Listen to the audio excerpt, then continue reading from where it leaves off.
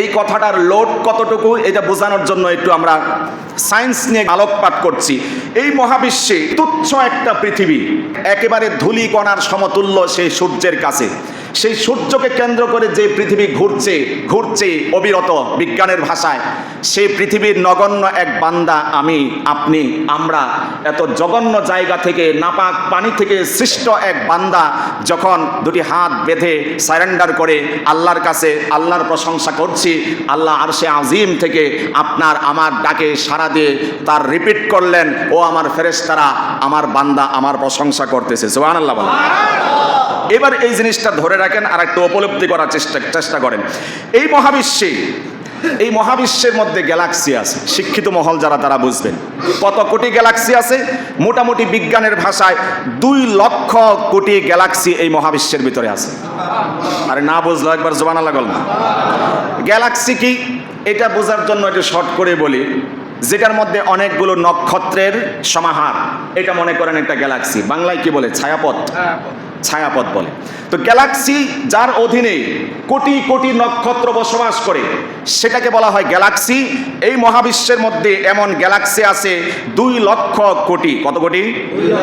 2 লক্ষ কোটি গ্যালাক্সির মধ্যে একটা গ্যালাক্সির নাম হচ্ছে মিল্ক ওয়ে। এই মিল্ক ওয়ের মধ্যে অনেকগুলো নক্ষত্র আছে। কতগুলো?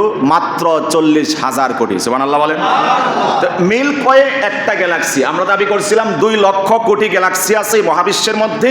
এর মধ্যে একটা গ্যালাক্সির নাম হচ্ছে, বলেন না বাচ্চারাও শিখুক, মিল্ক ওয়ে। এই মিল্ক ওয়ের এক প্রান্ত থেকে আর এক প্রান্ত যদি যেতে হয়, আলোর গতিতে সময় লাগবে মাত্র 1 লক্ষ বছর। আলোর গতি সেকেন্ডে কত মাইল? বইলা গেছে, মনে নাই? পোলাপান্ত কবার কথা, 1,86,000 মাইল। 1,86,000 মাইল। এটা বিস্তর আলোচনার বিষয়, শর্ট করে বোঝানোর বিষয় না। আমি শুধু আপনার আমার ওয়েটটা কেমন আল্লাহর কাছে, যেই ফেরেশতারা এক সময় বলেছিল মানুষ সৃষ্টি করার দরকার নাই, আমরাই তো যথেষ্ট, ওয়া নাহনু নুকাদ্দিসু লাক, মানুষ সৃষ্টি করার দরকার কি, আপনার গুণকীর্তনের জন্য আমরাই তো যথেষ্ট। সেই আল্লাহ যে আপনাকে আমাকে নিয়ে গৌরব করেন যখন নামাজে দাঁড়ায়, এই বেনিফিটের বিষয়টা আমরা আলোচনা করার জন্য বিজ্ঞান সায়েন্স এখানে নিয়ে এসেছি। তো মিল্ক ওয়ে নামের এই একটা গ্যালাক্সির এই প্রান্ত থেকে ওই প্রান্তে যেতে হলে সময় লাগবে, যেতে হবে আলোর গতিতে সেকেন্ডে আপনার 1,86,000 মাইল বেগে যেতে হবে। এইভাবে গেলে কত বছর লাগবে? 1 লক্ষ বছর লেগে যাবে এই প্রান্ত থেকে ওই প্রান্ত। এরকম গ্যালাক্সি আছে কয়টা? 2 লক্ষ কোটি গ্যালাক্সি। একটা গ্যালাক্সির কথা বললাম যার নাম হচ্ছে মিল্ক ওয়ে। এই মিল্ক ওয়ের মধ্যে যতগুলো নক্ষত্র বসবাস করে, এর একটার নাম হচ্ছে সূর্য। সুবহানাল্লাহ বলেন। এই সূর্যটা পৃথিবীর চেয়ে কত গুণ বড়? 13 লক্ষ গুণ বড়। তার মানে এরকম 13 লক্ষ পৃথিবী সূর্যের মুখের ভিতরে যদি দিয়া দেন, সূর্যের কিছুই হবে না। পৃথিবীর চেয়ে সূর্য 13 লক্ষ গুণ বেশি বড়। এবার আসুন, এই যে আমরা যে গ্যালাক্সির কথা আলোচনা করছি মিল্ক ওয়ে, এর মধ্যে আরো একটা নক্ষত্র আছে। সেই নক্ষত্রটার নাম দিয়েছে বিজ্ঞানীরা স্কুটি। কি কোটি? 13 লক্ষ গুণ বড় যেই সূর্যটা, এরকম 500 সূর্যের সমান হচ্ছে স্কুটি নক্ষত্র। তাহলে কি বুঝলাম আমরা?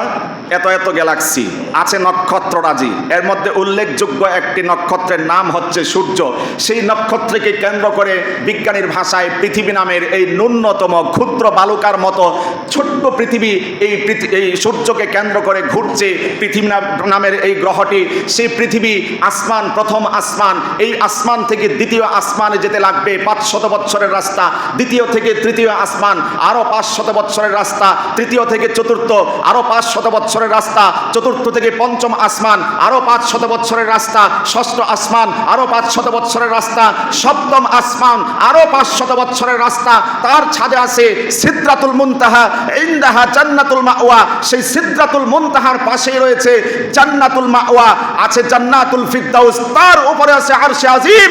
সেই আরশে আজিম থেকে আপনি সামান্যতম নাপাক পানি থেকে সৃষ্ট ক্ষুদ্র এই পৃথিবীর গহীন থেকে যখন আওয়াজ তুলেছেন আলহামদুলিল্লাহ রাব্বিল আলামিন, আকাশ বাতাস ভেদ করে, চন্দ্র সূর্য ভেদ করে, 7 আসমান পাড়ি দিয়ে সিদরাতুল মুনতাহা অতিক্রম করে আলহামদুলিল্লাহর আওয়াজ যখন আরশে আজিমে পৌঁছেছে, আল্লাহ তখন জবাব দিলেন, আমার ফেরেশতারা, আমার বান্দা পৃথিবী থেকে আমার প্রশংসা করছে। সুবহানাল্লাহ।